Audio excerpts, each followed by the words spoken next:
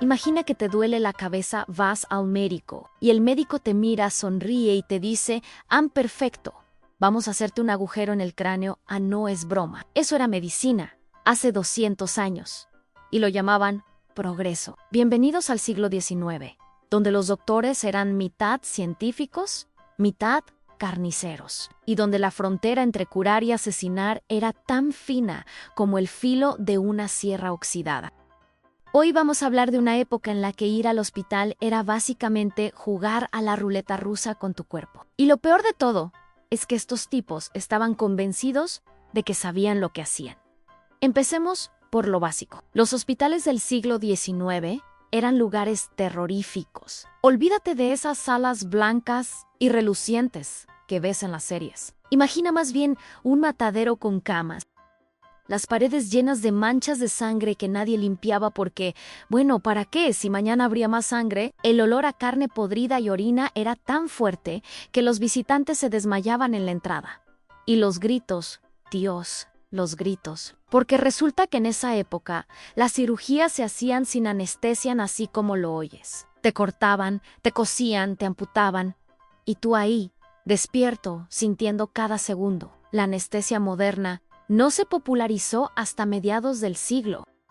Antes de eso, si necesitabas una operación, te daban un palo para morder, un trago de whisky si tenías suerte, y 4 tipos grandotes te sujetaban mientras el cirujano hacía su trabajo. Velocidad era la clave. Los mejores cirujanos presumían de poder amputar una pierna en menos de 3 minutos. Por claro, cuanto más rápido, menos tiempo de gritos. Eficiencia brutal, literalmente. Y aquí viene lo mejor. Los doctores ni siquiera se lavaban las manos. Entraban de una autopsia, con las manos llenas de quién sabe qué, y directamente iban a operar al siguiente paciente. La bata llena de sangre era casi una medalla de honor. Cuanto más sucia, más experimentado parecías. Era como decir, mira cuánta gente he abierto hoy. El problema es que esa gente se moría de infecciones. Pero detalles. Ahora hablemos de los tratamientos. Si pensabas que lo de no lavarse las manos era lo peor, espera a conocer las curas que ofrecían. Empecemos con la sangría. Sí, sacar sangre era la solución universal para todo. Tienes fiebre, sangría. ¿Te duele el estómago? ¿Sangría? ¿Estás pálido porque te acaban de hacer una sangría? Pues otra sangría. La lógica era que los males del cuerpo salían con la sangre en spoiler. No salían. Lo único que salía era tu vida, litro. Uno de los casos más famosos fue el del mismísimo George Washington, cuando el primer presidente de Estados Unidos cayó enfermo con una infección de garganta. Sus médicos decidieron que la solución era sacarle casi 2,5 litros de sangre en menos de 24 horas a 2,5 litros. El cuerpo humano tiene unos 5 litros en total. Básicamente le vaciaron medio tanque. Washington murió al día siguiente. Pero seguro que los doctores pensaron, al menos lo intentamos. Luego estaba el mercurio, ese metal brillante y líquido que hoy sabemos que es veneno puro. Pero en el siglo XIX era la aspirina de la época. Lo usaban para todo en sífilis, estreñimiento, depresión. Te lo daban en pastillas, te lo untaban en la piel, te hacían baños de vapor con él. El resultado era que la gente perdía los dientes, se les caía el pelo, empezaban a babear sin control y eventualmente se morían. Pero la sífilis mejoraba un poco antes de que te murieras de envenenamiento por mercurio, así que técnicamente funcionaba. Ahora viene mi favorito, las sanguijuelas. Porque si sacar sangre con una cuchilla era efectivo, imagina usar bichitos babosos que te la chupan directamente. Las sanguijuelas estaban de moda. Los doctores las ponían en cualquier parte del cuerpo que les pareciera problemática. Y la gente las compraba para usarlas en casa, como quien compra paracetamol. Había granjas enteras dedicadas a criar sanguijuelas para uso médico. Francia importaba millones cada año. Millones de sanguijuelas. Era el negocio del siglo. Pero espera, porque aún no hemos llegado a los doctores realmente locos. Vamos a hablar de personajes reales, con nombre y apellido, que hicieron cosas que hoy te meterían en la cárcel de por vida. Empecemos con el doctor James Marion Sims, conocido como el padre de la ginecología moderna. Suena respetable, ¿verdad? Pues este hombre hizo experimentos quirúrgicos en mujeres esclavizadas, sin anestesia, sin consentimiento durante eicos. Una de sus pacientes, una mujer llamada Anarquía, fue operada 30 veces, sin nada para el dolor. Y Sims lo documentó todo como si fuera un héroe de la ciencia. No y tiene estatuas. Sí, aunque muchas han sido retiradas porque, era básicamente un torturador. Luego tenemos a Johann Conrad Dippel, un alquimista alemán que vivía en el castillo de Frankenstein. Sí, ese castillo. Se dice que Mary Shelley se inspiró en él para escribir su novela. Dippel hacía experimentos con cadáveres, tratando de crear un elixir de la vida eterna. Hervía huesos y carne en calderos gigantes para destilar aceites que luego vendía como medicina milagrosa. El aceite de Dippel, le llamaban, olía a muerte y probablemente era tóxico, pero él lo vendía como si fuera la fuente de la juventud. ¿Y qué decir de Dr. Stabbins Firth, un estudiante de medicina estadounidense que en 1804 decidió demostrar que la fiebre amarilla no era contagiosa? ¿Cómo lo hizo? Bebiendo vómito de pacientes enfermos. Sí, lo leíste bien, vómito. Se untaba vómito en los ojos, en cortes abiertos. Incluso se hacía cortes nuevos para meterse vómito fresco directamente en la herida. Por suerte para él, la fiebre amarilla se contagia por mosquitos, no por vómito, así que sobrevivió. Pero imagina ser tan cabezota que te bebes vómito de enfermos para demostrar un punto. Y no podemos olvidar a Ernest Semmelweis, el tipo que descubrió que lavarse las manos salvaba vidas. Deberías pensar que fue recibido como un héroe, ¿no? Pues no, sus colegas se burlaron de él, lo llamaron loco. Porque ¿cómo se atrevía a sugerir que los distinguidos doctores tenían las manos sucias? Semmelweis se obsesionó tanto con demostrar su teoría que acabó en un manicomio, donde murió, irónicamente, de una infección. Así funciona la historia. El tipo que intentó salvar a todos murió por lo mismo que quería prevenir. Ahora hablemos de las lobotomías.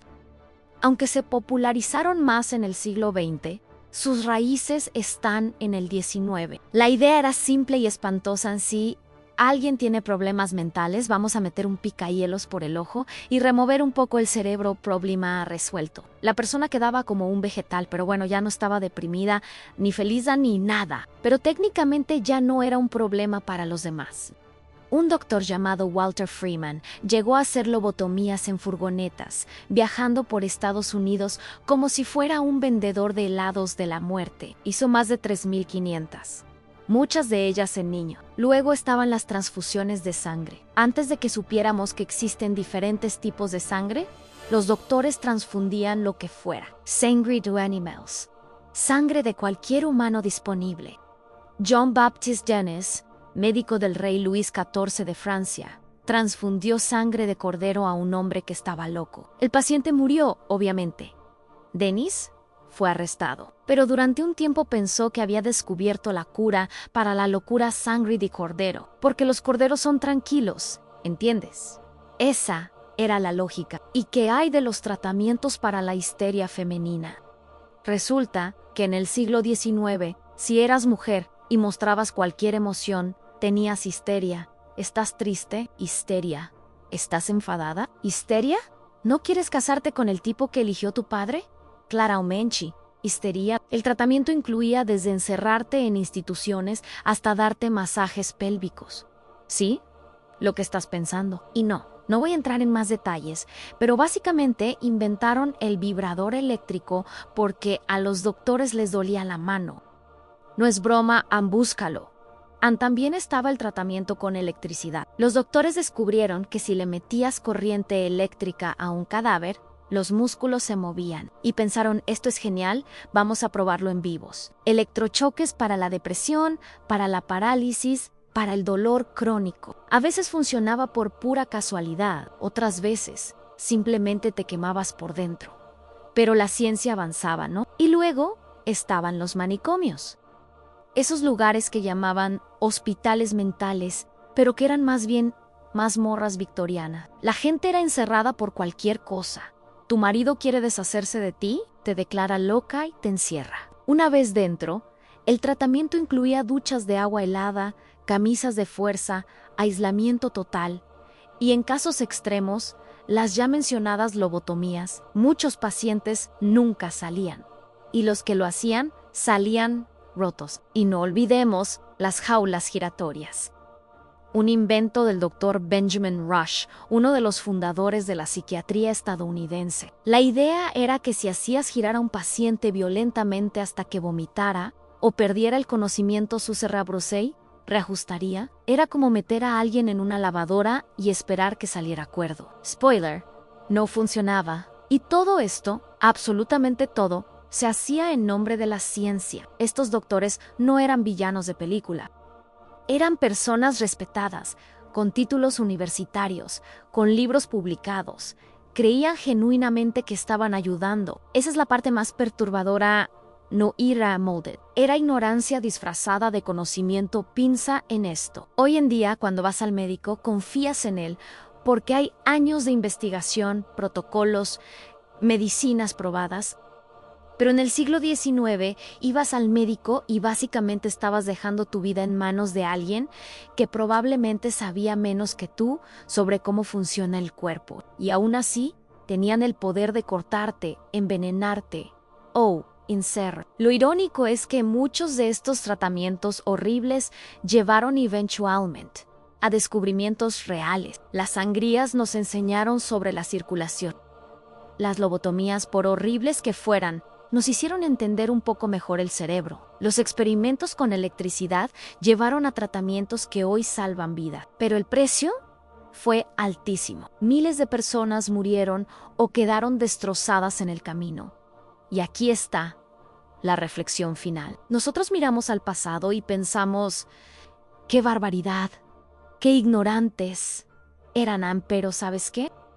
Dentro de 200 años, la gente mirará nuestra medicina y probablemente pensará lo mismo. ¿En serio le metían veneno al cuerpo para matar el cáncer? ¿En serio abrían a la gente con cuchillos en lugar de usar tecnología? Cada época cree que está en la cima del conocimiento y cada época se equivoca. Lo que nos queda es un poco de humildad y agradecer que hoy, cuando te duele la cabeza, te dan una pastilla, no un taladro.